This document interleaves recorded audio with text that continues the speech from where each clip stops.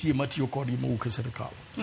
Wycliffe Nyafuanga, ka in bende arwaki twak okinyi makawuono, pachi kotudore kod lokruoge ma yande waneno e ten committees mopogore opogore, kama koro waneno ka jogo ma ntiere kweth matin kata kweth manok e od bura kacha ema koro okawgi to koro gitelo ne committees madongo dongo, nikech kata ka wang'iyo e Senate kacha wantiere kod committee mochung' ne wechego mag teko, oburu Oginga ema sani koro telo ne committee ma kamano. Tang'o monego bed ni gitimo mar mondo mi jo Kenya ne gitiyo e yo makare kata e yo maber manyalo konyo ja Kenya, ok ni koro noket gi kacha ni koro broad based government nitie, ni koro we wameda meda chwalo gigo ma sirkal dwaro.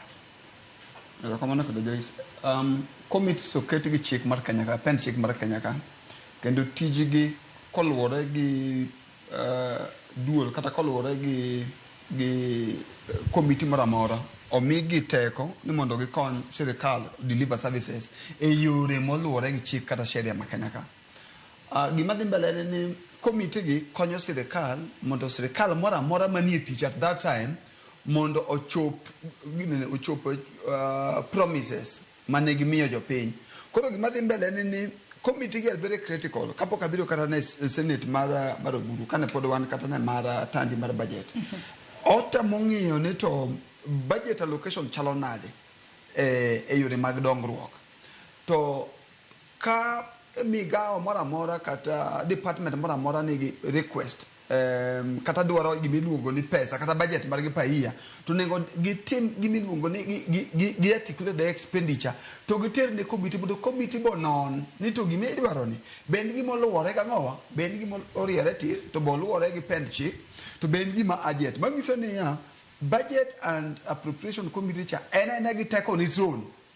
Koro gima ne dhi mbele ni kaluwore gi manentiere go ni sirkal nok nyalo miyo gima sensitive kama to kawo mingat machielo nikech inyalo tamori mugo sirkal piny mu bede America kuluongo ni collapse the government mu bede mutamru na pana one budget mar IEBC for example ni IEBC ne dwaro siling kana billion 50 ikruok ne yiero mabiro, to budget and appropriation committee tamana pana wan wongo gi billion 50 pesa no miyo billion 30 tingene ka IBC okobedo constitution mo ket maber budhi otiyo ingene ok di complain ni committee lwede siamo na sirkal. Koro idwaro gani committee mondo ti achiel ka achiel in harmony ga ngowa de piny sirkal matiyo sechego mondo gitim nade mondo gikon chik mondo ratiro mar jopiny mondo oriti. Koro committees gide kakoro wawacho ni koro wach siasa koro kako nego time committee nego ng'e ni ya mokwongo every decision kata wach moro amora ma sirkal timo chopo ratiro mar jopiny. Kada en security to nego beni budget kata na approval mora mora mar security ong'e tirin to gini ere kaka konyo jopiny ko yud ni en kata sushi mang'eny ting'ade oko, but mana kaka ngire pielo le mumba na wacha fora moro nitie gimiluongo ni Kenya ka onge hygiene politics. Ok en gimitimo ka ratiro mar jopiny ema control decision making. Itime seche moko jopiny ne temo wacho ni time ka anyalo yude ang'o kata time dobe danyali. What is the influence? Ere gima miyo committee mora mora me Senate tiyo. Kenya poko bedo gida hygiene politics. Kore yudo ka ker mora mora matiyo kata sirkal mora mora matiyo ok yie kaw budget. Gimo miyo miya tadi gino sani en nikech wan gi broad based government men no sani. Koro technically sani wach mare ni the leader of majority kiani ni majority party onge. Joluno wacho ni koro pesa legore mokwal. Nikech koro ODM technically ni government.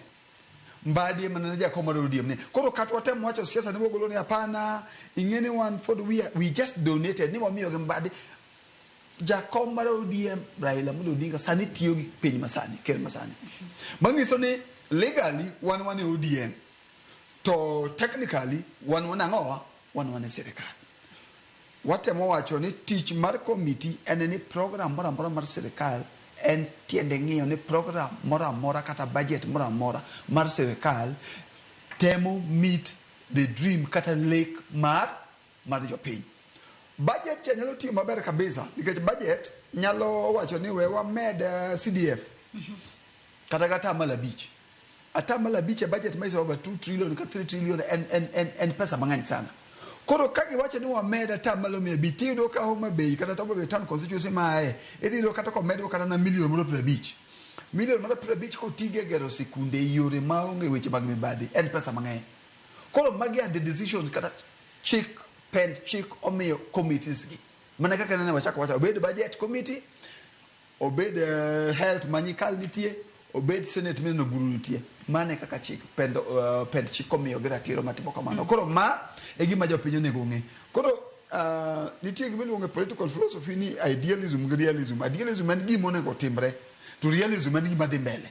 Koro sani analuongora ga offensive realist. Ibiro yudo ka gigi kata na committee mag momi atade gini kata omi nyikal kata omi oburu ok gibi bedo critical mar sirkal ahinya, ok gibi bedo gi teko mar siemo wang' sirkal ne karach kaluwore gi prevailing siasa mane Kenya ka sani.